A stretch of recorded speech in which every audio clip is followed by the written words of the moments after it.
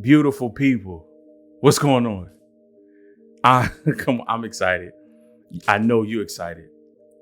If you're a subscriber to Mose Knows, if you love football, I know you're excited. 1 day away. 1 day away from the 2021 NFL Draft. All questions will be answered. No more guessing. No more speculation. It's all going down tomorrow. I'm excited. You see me. I'm decked out. Got the big face watch on. Got the dress shirt with the tie. I'm in full GM mode. I'm ready to go. Welcome to Mose Knows.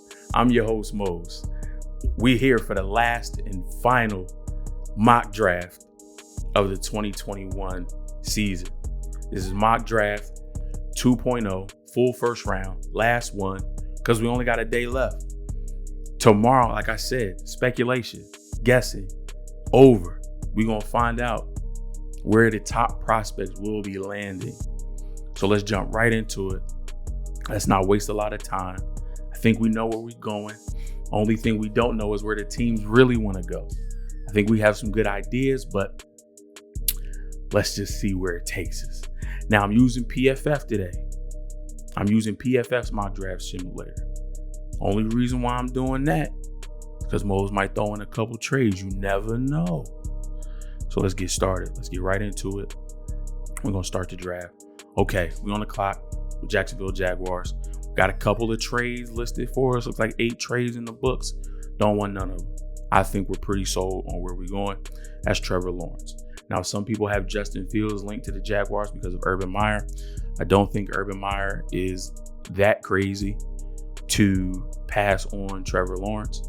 I think we're set. We're locked in. I don't think there's a trade that'll blow them away enough.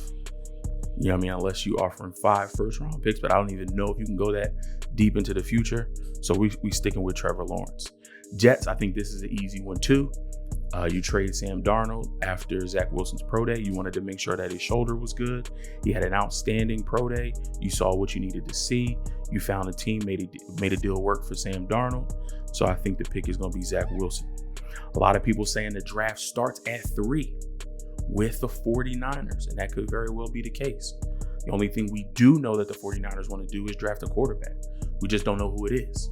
There are 3 names: Mac Jones, Justin Fields, Trey Lance.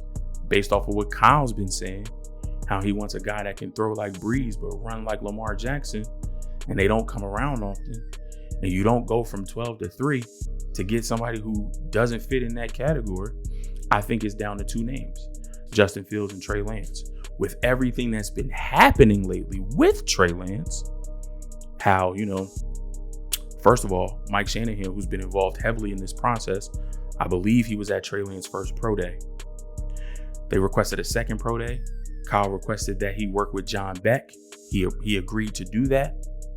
He was running 49er concepts during that second pro day. 49ers went as far as to meet with Trey Lance's family and his parents to get to know about the young man a little bit more. I think you do all that in the hopes that he's your guy. So I'm going to go Trey Lance to the 49ers at 3. Atlanta Falcons are on the clock. It's rumored, article just came out, that the number 4 pick is still available. Somebody won it, they got to come get it. Now, if you're going up to 4, you're likely going to get a quarterback. 3 are off the board. Now it's only really 2 left with, first round worthy grades. You're going up to get one of those guys. I look at Denver as a possibility, Washington as a possibility. Article came out that they're looking to get inside the top 10, and it may not be for a quarterback. Chicago, definitely another team looking to get up there, maybe get one of these quarterbacks. I think it's easiest and more feasible for a team like Denver to do it. I believe there will be a bidding war, but I'm going to say that it's Denver. We're going to get these 3 picks for number 4, offer that trade. And now Denver's in the 4 spot. I think Denver is comfortable with drafting whoever the 49ers don't take. In this case, that's Justin Fields. And I think they make that trade, run to the podium and grab their guy. Now, Bengals at 5. This one gets a little tricky because Penei Sewell's on the board. And I think you want to protect Joe Burrow, especially after his torn ACL last year. But there's another guy on the board that's special. and very dynamic. And I think he can take this offense to the next level. Plus, with the with the Bengals picking in the top 5, I think you can get a guy like maybe Sam Cosmi or a Jalen Mayfield or a James Hudson, one of the other, top tackles, maybe in that second tier at the top of the second round. There's no way you pass on Kyle Pitts if he's on the board at 5 if you're the Bengals, especially with an offensive-minded head coach in Zach Taylor. Okay, Dolphins are on the clock. I think they benefit from the Bengals taking Pitts. Penei Sewell falls into their lap, and I think they grab him here. You just traded Eric Flowers to Washington. You tried the Isaiah Wilson experiment. That didn't work. You had to get rid of him. I think you select Penei Sewell, slide him into the left tackle spot, move Austin Jackson, who you drafted last year, to the right tackle spot, and you protect Tua. Lions on the clock at 7. I think this is an easy pick for them. They but Kenny Golladay moved over to the Giants. I think you want to make sure that you give Jared Goff the proper weapons that he needs to be successful in this offense. Number 1 wide receiver is on the board. I think the Lions go Jamar Chase out of LSU here. Panthers are on the clock. You made the trade for Sam Darnold. You brought him into your building. You believe in him. Now you got to give him some help. 2 biggest issues when Sam Darnold was with the Jets was he didn't have weapons and he didn't have an offensive line to protect him. Carolina got weapons. You got weapons now, Sam. You got CMC. You got DJ Moore. You got Robbie Anderson. The weapons are there. Now with this 8th pick, I think Carolina offers you the protection that you need. We're going to go Rashawn Slater out of Northwestern, franchise left tackle. Okay, Atlanta's on the clock now. Again, after trading with the Denver Broncos, I think they help their defense. They need help on the defensive side of the ball, particularly in that secondary. So we're going to go Patrick Surtain II out of Alabama. Pair him with AJ Terrell. Dallas is on the clock. Jerry Jones came out and said Kyle Pitts wasn't worth it to move up. Disagree with you there, Jerry. I think he's definitely worth it. I think if you wanted to do it, you definitely would. Maybe this is a smoke screen for people to think that you won't do it. But Pitts is definitely worth it, bro. I think if he was on the board at 10, I think you're running to the podium to select him. But he's not. So now, that makes your decision easier, and it kind of helps you along so that you can make the right decision, Jerry. And I think the right decision is helping out your defense, particularly that secondary. So we're going to go J.C. Horn, corner out of South Carolina. The Giants are on the clock. A lot of earlier mocks had them taking a wide receiver here. I think they satisfied that wide receiver need by bringing in John Ross and Kenny Golladay. So I wouldn't waste a pick here on the wide receiver position. I think you can go best player available outside of that position. And I think Micah Parsons falls into their lap at 11, and he significantly improves their linebacking core and helps that defense. That is the strongest unit of their team. So I'm going to go Micah Parsons to the Giants at 11. Eagles are on the clock. They desperately need a wide receiver. So I'm going to go Devontae Smith out of Alabama here for the Eagles.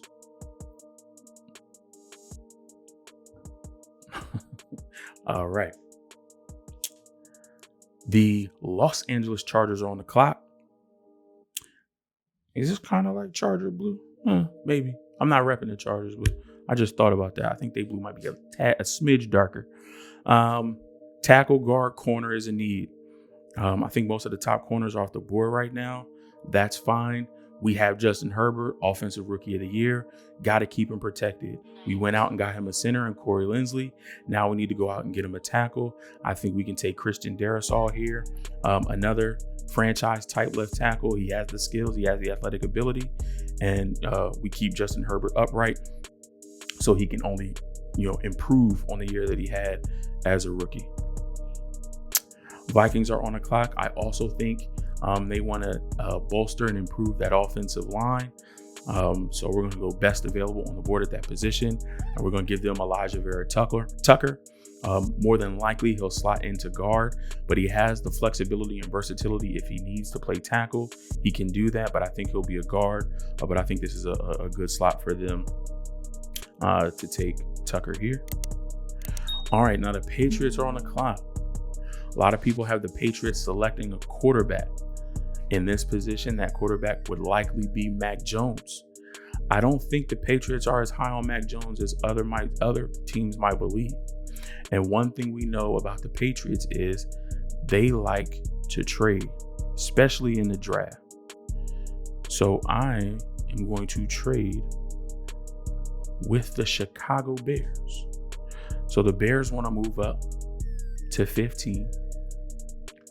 So we'll do 20, 15. We'll do, was that 4th or 5th this year? We'll do a 3rd next year. Oh, it's not accepted. Let's update that. Let's go from 64 to 83. Whoa. Now this is anticipated because I'm controlling everybody. So let's move that up to that. Let's see what we got. Oh man. The real Patriots like to trade. But the fake Patriots don't want to do nothing.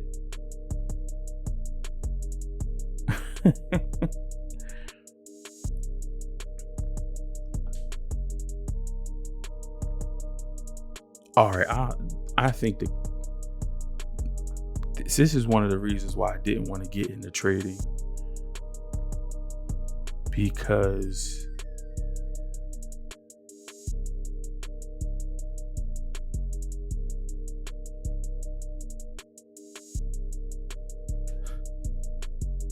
you know what? I forgot I could do that. So I'm going to go with my initial trade. And I'm not worried about the grades.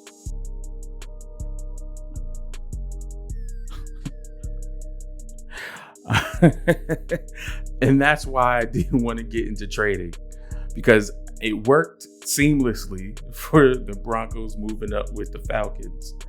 And I thought it would be the same way just because I'm controlling all the teams. The computer isn't selecting for me. So that threw a wrench, but we could force the trade. And I think Chicago does try to force this trade because I think they're on the hot seat and they're in a crunch to make up for the mistake that was drafting and sticking with Mitchell Trubisky. I think they have to get this right. And I think they get desperate and want to move up. So I think they move up with the Patriots in order to select Mac Jones out of Alabama. All right, 16. The Cardinals are on the clock. I would definitely say that they need a corner here. Thankfully, some of the top corners are already gone, because I would hate to have to play J.C. Horn or Patrick Surtain twice a year. But I think I'm not going to like playing this guy twice a year either, especially if he can put it all together. Plus, he's going to have veterans that's going to bring him along in Chandler Jones and J.J. Watt. I think they fortify that defensive line, which, you know, as we know, especially those of us who play football, the defensive line complements the secondary and secondary complements the defensive line, particularly the pass rush.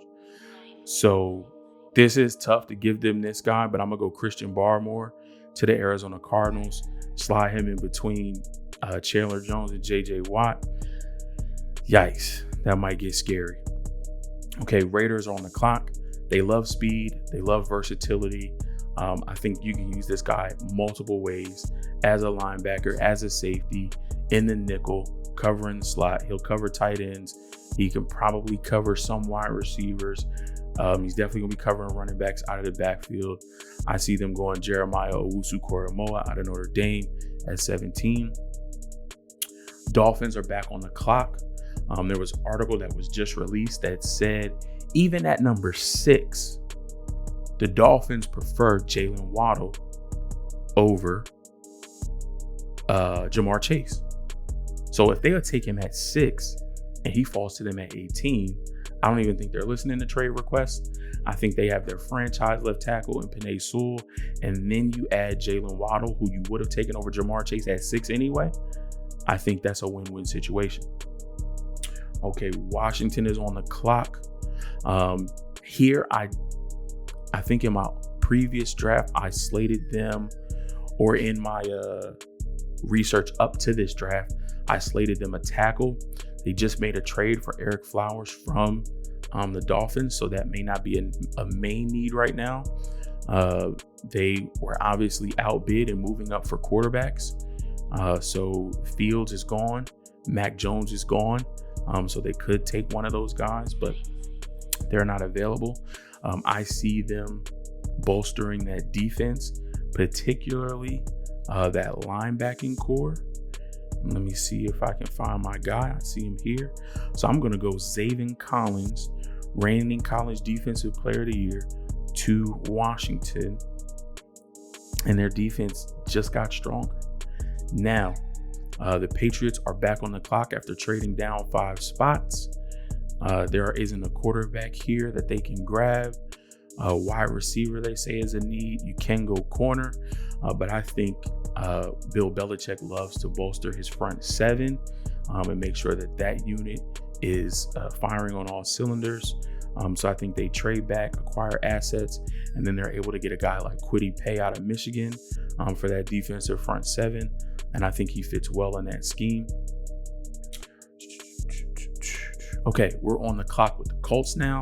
I think the Colts want to fortify their offensive line.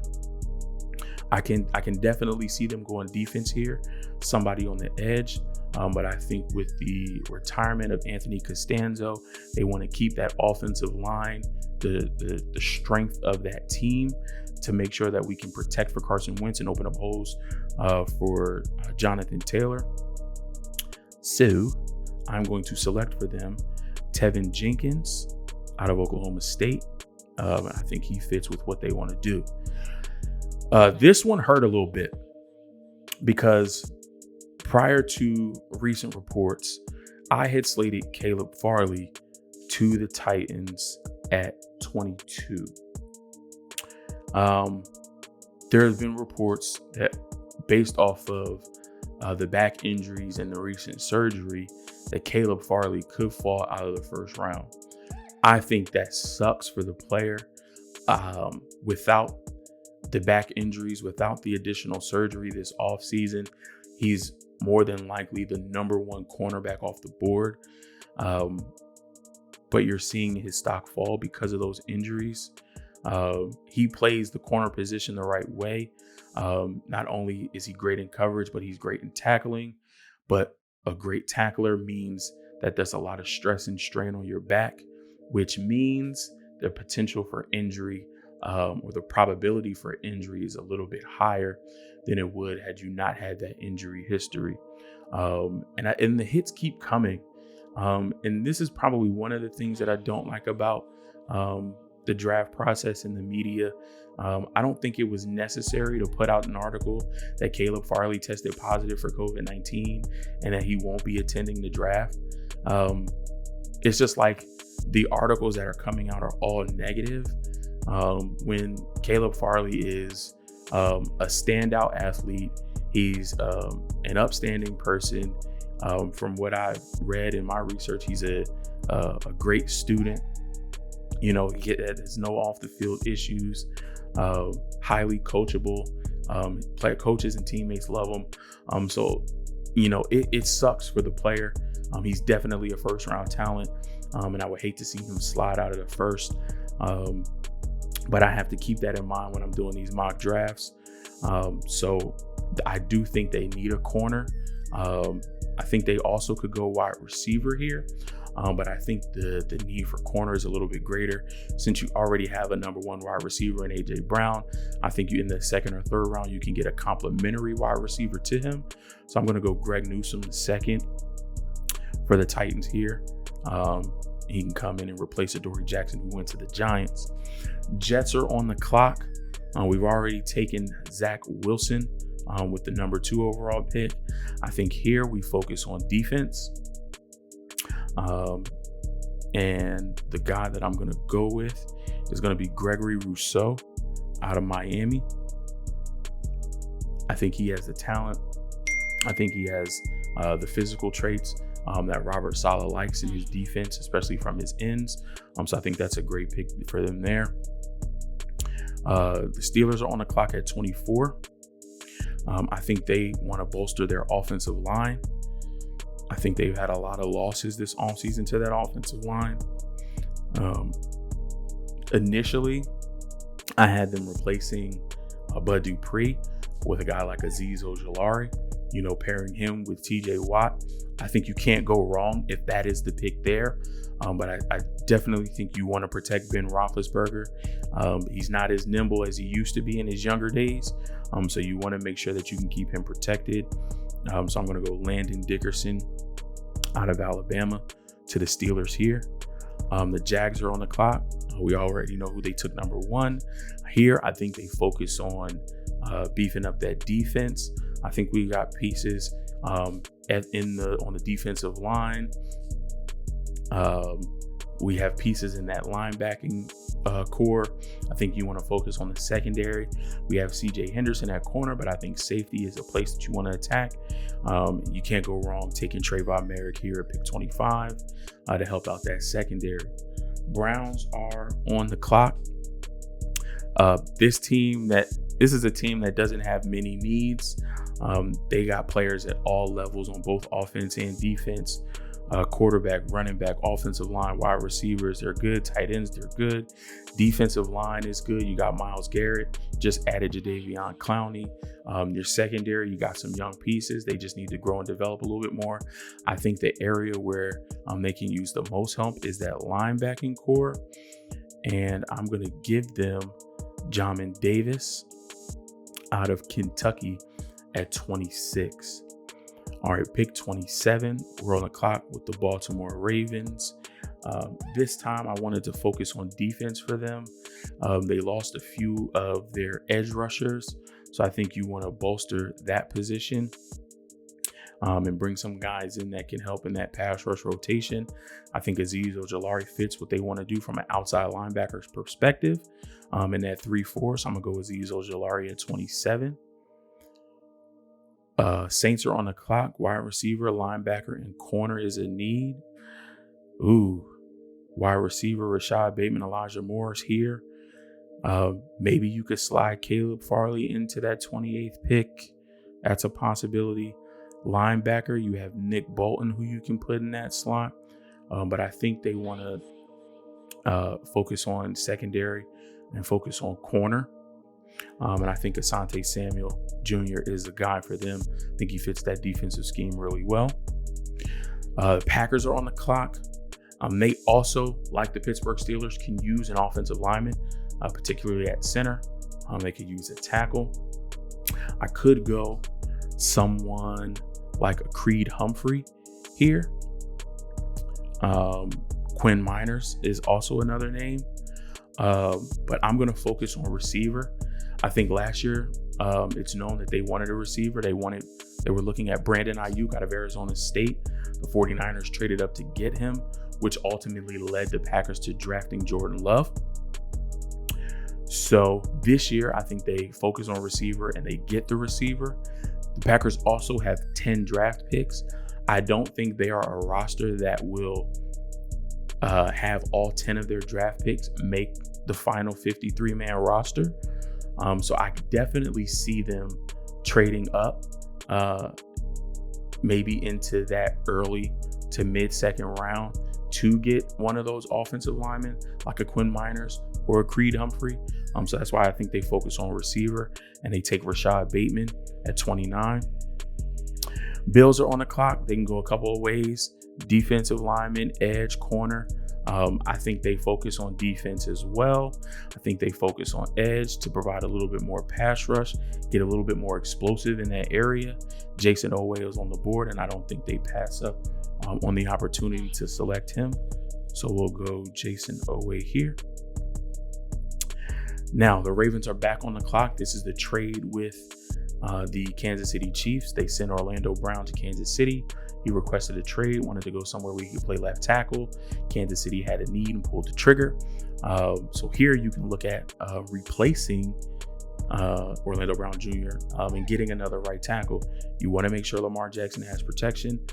So I think that is definitely the way to go. You've already addressed the defensive side of the ball. Now I think you can address the offensive side of the ball with this pick. It's very well possible that they've fallen in love with a player who was drafted earlier. They could definitely package 31 and 27 to move up in the first round.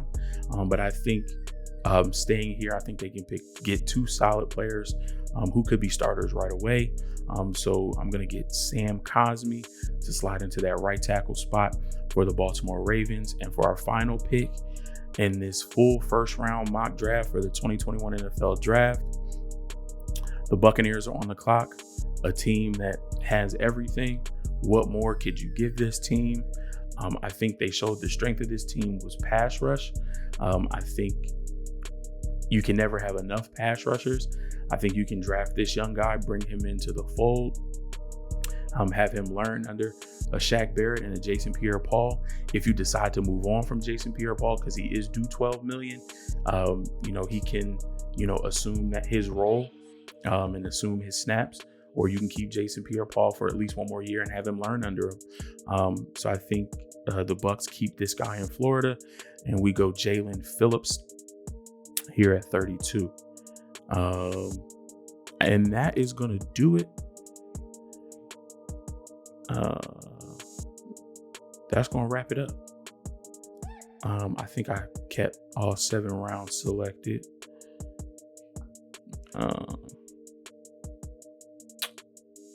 Yeah, let's cancel that. I kept all 7 rounds selected.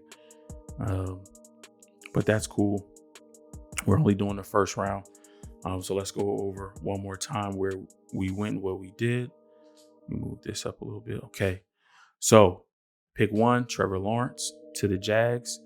Pick 2, Zach Wilson to the Jets. 49ers select Trey Lance at 3. The Broncos trade up to number 4 to select Justin Fields. The Bengals take Kyle Pitts. That allows the Dolphins to select Penei Sewell. The Lions add a wide receiver, Jamar Chase, to help Jared Goff. The Panthers select Rashawn Slater to help protect Sam Darnold, who they just traded for. The Falcons, who moved back to number 9, select Patrick Surtain II. Cowboys strengthen their secondary by selecting J.C. Horn. Micah Parsons falls into the laps of the Giants at 12. Eagles address wide receiver needs with Micah Parsons at 11. Eagles at 12 address wide receiver needs with Devontae Smith. Chargers at 13 protect Justin Herbert with Christian Darrisaw. Vikings at 14 select Elijah Vera Tucker. The Bears move up from 20 to 15 and select Mac Jones. The Cardinals select Christian Barmore to help their defensive line. The Raiders select Jeremiah Owusu-Koramoah out of Notre Dame. The Dolphins have Jalen Waddle fall to them at 18. Washington football team bolsters their linebacking core with Zaven Collins. The Patriots, who move back 5 spots, strengthen their front 7 by drafting Kwity Paye out of Michigan. The Colts replaced their retired left tackle with Tevin Jenkins out of Oklahoma State. The Titans get Greg Newsome to come in to that cornerback room, replacing Adoree Jackson at 22. The Jets draft Greg Rousseau at 23. Steelers get their center replacement for Ben Roethlisberger and Landon Dickerson out of Alabama at 24. The Jaguars select Trayvon Merrick out of TCU at 25. The Browns, who don't have many needs, select Jamin Davis, linebacker out of Kentucky. The Baltimore Ravens fix their edge situation with Azeez Ojulari out of Georgia. Saints select Asante Samuel Jr. out of Florida State, corner. Packers finally get their wide receiver to help Devontae Adams and Rashad Bateman out of Minnesota. The Bills get an athletic edge rusher, add some explosiveness to that position in Jason Owe. The Ravens back on the clock at 31. Select the right tackle to replace Orlando Brown and Sam Cosmi. And to end the first round, the Buccaneers select Jalen Phillips to add to their already dynamic pass rush. That is going to do it. That is the last mock draft of the 2021 offseason here at Mose Knows. Won't be picking these up again until the same time next year. But that's a good thing. As I mentioned in previous videos, that means we're one step closer to the draft. We're one step closer to off-season programs, and we are one step closer to having football back on Thursdays, Sundays, and Mondays. I'm excited. Listen, join us tomorrow night, 8 p.m. sharp, for the first round of the 2021 NFL Draft. We are doing a fan interaction live stream. We are having fans from each and every one of these teams picking in the first round on a live stream. We're going to have a discussion about where the team is, what they want the team to do, what they think their team will do.